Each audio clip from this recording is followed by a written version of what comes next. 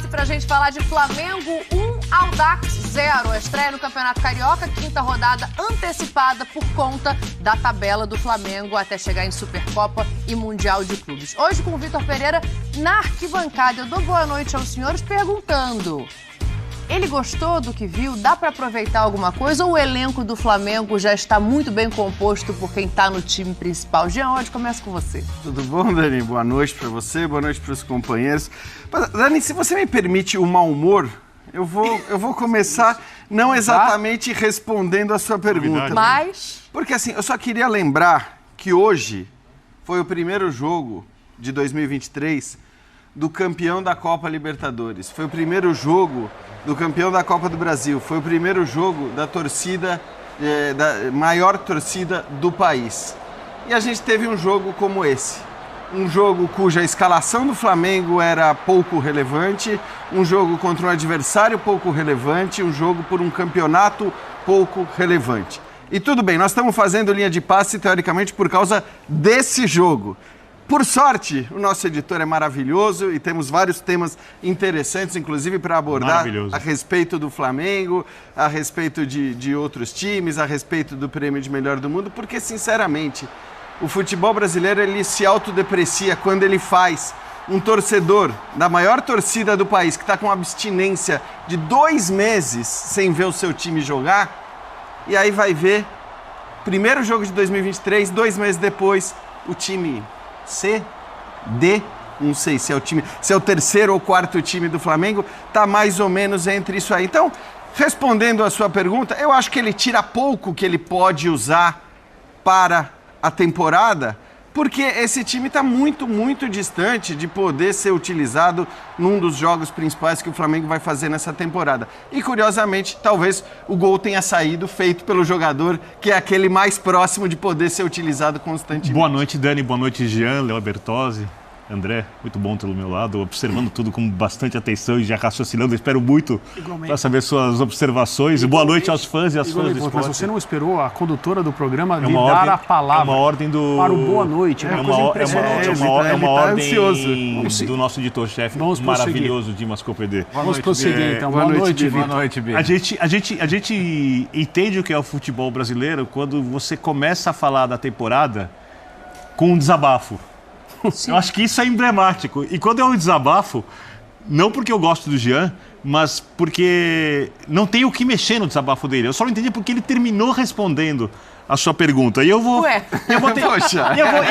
Talvez porque ele tem educação. Então, no desabafo já estava a resposta. É, muita educação. E aí você pensa, por que esse jogo aconteceu agora, se não dá para jogar com os tipos de jogadores principais? O que desse jogo vai ser importante para o Flamengo na temporada? Vamos supor que o Matheus França decole e faça uma senhora temporada, venha ser titular. Esse jogo era essencial para isso? Muda alguma coisa? Aí você vai entender lá na frente, quando a CBF atropelar datas FIFA, porque vão faltar datas, que esse jogo aconteceu. Lembra disso agora, porque a gente sente falta de datas para as seleções jogarem, os clubes são prejudicados, o calendário estourado, porque tem esses jogos. E qual a relevância desse jogo?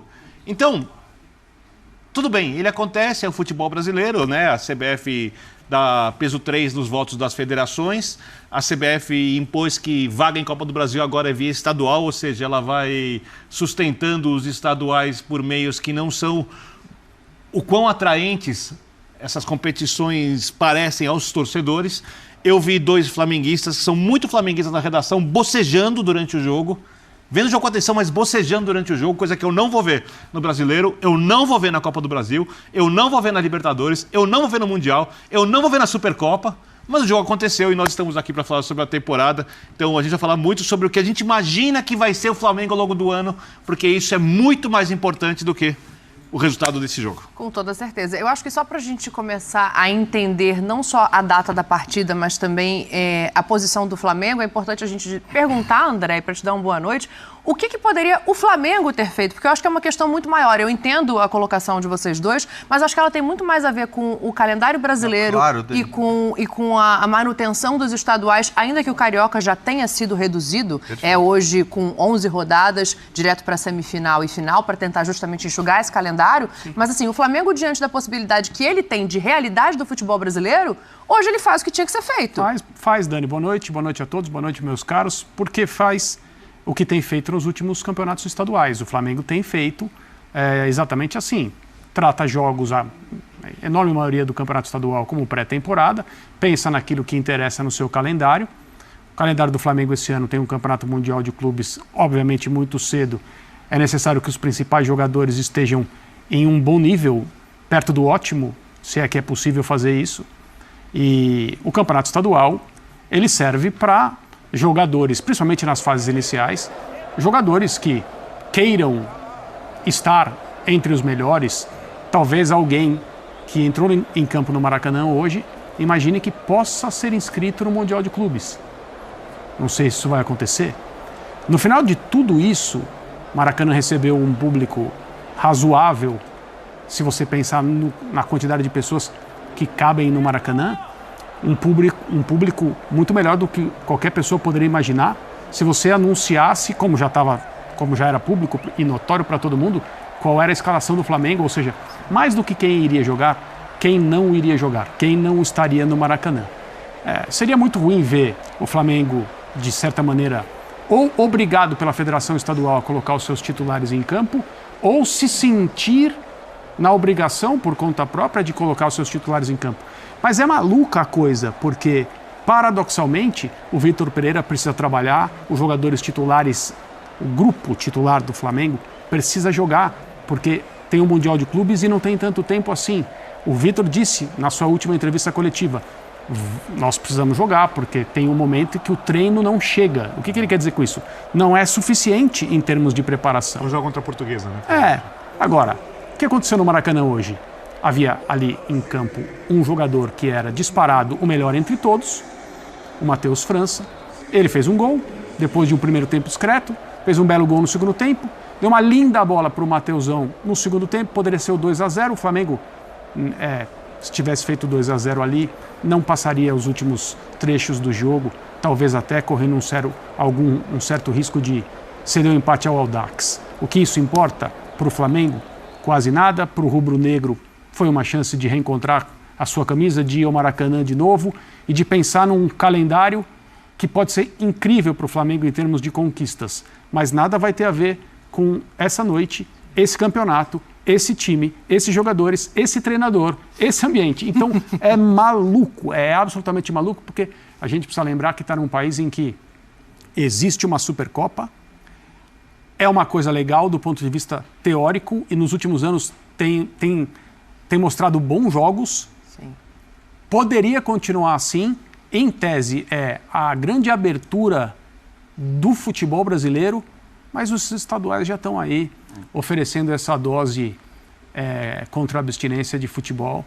Aliás, e às vezes até servem para alguma coisa. Só para esclarecer, até antes de passar para o Léo, assim, de maneira alguma o que eu falei é uma crítica ao Flamengo ou à atuação dos garotos, menos ainda a atuação dos garotos. Evidentemente, essa crítica ela cabe ao futebol brasileiro de maneira geral, porque no fim das contas, isso vai acontecer com todos os clubes. E claro que nem todo mundo vai colocar o time C ou D para jogar. Vai ter time começando com a sua equipe principal. Sim. Mas ainda assim, em jogos muito menos relevantes do que poderiam ser. Eu sonho com o dia em que aquele primeiro jogo, depois de 2, 3 meses sem futebol, vai ser a primeira rodada do Campeonato Brasileiro, valendo 3 pontos como qualquer outro jogo do Campeonato Brasileiro, com os times completos, com clássicos. Vai ser, eu sonho, um dia vai acontecer. Vai ser a própria Supercopa, porque é para isso que ela serve. Seja a Supercopa, isso. Sim. Com 2 times que conquistaram no ano anterior, então, obviamente, 2 dos melhores do país. É que a Supercopa são só 2 times, né?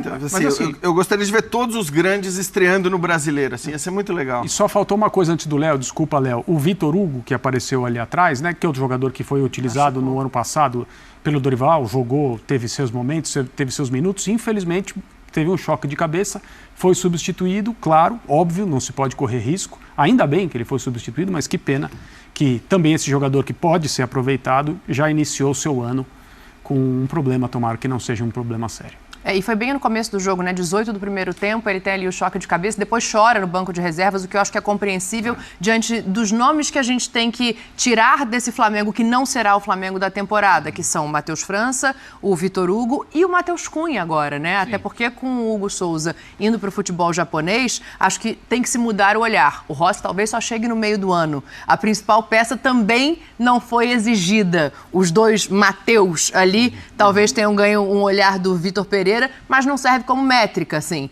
Mas estavam ali o Vitor Pereira, o Davi Luiz, o Felipe Luiz, o Flamengo tentando se juntar a esse início de temporada. Eu quero ouvir o teu destaque e como é que você enxerga essa situação do gol a partir de agora. Verdade, Dani. Boa noite, companheiros, boa noite, fã de esportes. Curioso, né? Porque você fizesse uma lista, assim, quem eu quero ver porque tem perspectiva para a temporada. O Matheus França certamente seria o primeiro. Muita gente dentro do Flamengo entende que ele vai ser a próxima grande venda do Flamengo. Vamos falar de João Gomes, mas no valor eu não considero uma grande venda, considero uma boa venda, mas não uma grande venda. Então é claro que ele seria o primeiro observado. Mas o segundo seria o Vitor Hugo. Então nesse aspecto foi uma pena não vê-lo. E o outro seria o Cleiton, né? O zagueiro que tem sido muito elogiado e muito destacado nos treinamentos. Só que ele acaba menos exigido também, né? Pela circunstância do jogo. É tão curioso isso que é um jogo da 5ª rodada abrindo o campeonato, né? Porque esse é o jogo da semana do Mundial.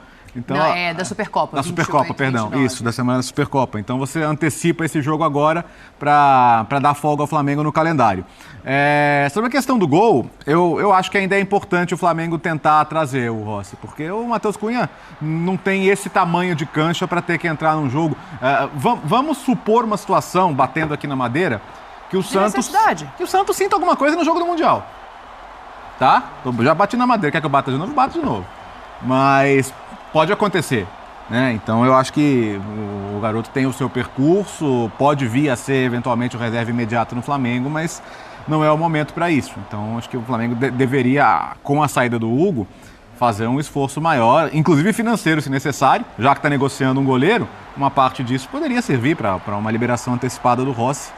Sei que o Boca até agora não o Flamengo se dispôs a uma compensação financeira, o Boca não quis nem ouvir. Mas o Boca é muito doído, um time tão grande, tão fanático, mas com tanta facilidade com dinheiro ninguém fica doído, Birner. Com dinheiro. Eu sei que teve a situação no passado com o Pavão pro Atlético, foi mais ou menos assim, né? O Atlético acertou com ele bem antes e ele acabou só indo de fato no meio do ano de graça, mas eu acho que com um dinheirinho todo mundo aceita conversar. Então assim, eu acho que a questão do goleiro é importante sim. Eu acho que precisa de um reserva mais testado, porque é uma posição que, cara, você pode ter alguma intercorrência e você tem que estar preparado.